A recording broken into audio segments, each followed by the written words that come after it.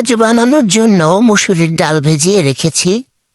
প্রায় ঘন্টাখানেক ভিজিয়ে রাখার পরে এটা যখন ভিজে একটু ফুলে উঠবে তখন এটা ব্লেন্ডারে করে ব্লেন্ড করে নেব।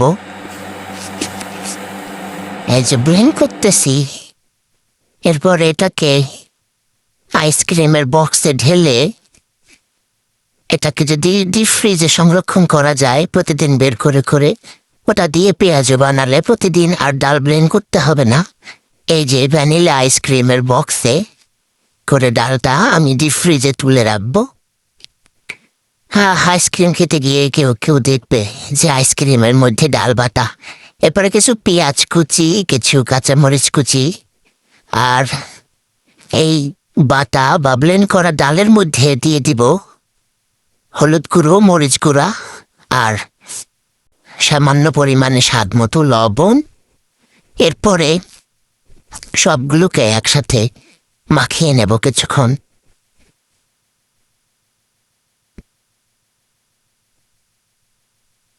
চামচ দিয়ে আসলে সবকিছু মাখা যায় না, এটার জন্য হাত ব্যবহার করতে হবে। হাত দিয়ে মাখালে এটা খুব সুন্দর করে মাখা মাখা হয়ে যাবে। এরপরে কড়াইতে তেল গরম দিয়ে তেলটা যখন গরম হয়ে আসবে তখন একটা একটা করে পেঁয়াজু ছেড়ে দিব। কিন্তু পেঁয়াজুর সাইজগুলো খুব একটা সুন্দর হয় নাই, শেপগুলো গোল হয় নাই। যাই হোক, গোল না হলে অসুবিধা নাই, খেতে বেশ মজা হয়েছে, খুব ক্রাঞ্চি ছিল।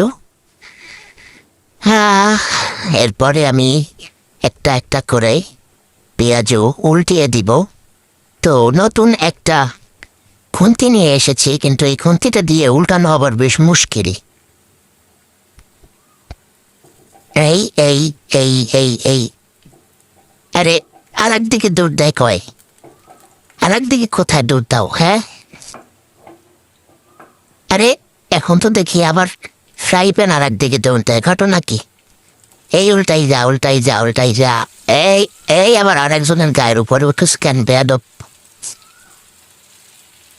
সুন্দর করে উল্টে যাও ভাই।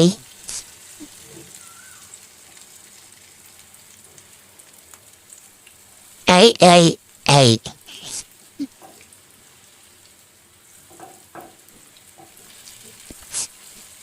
আরে আরে, কি সমস্যা তোমাদের?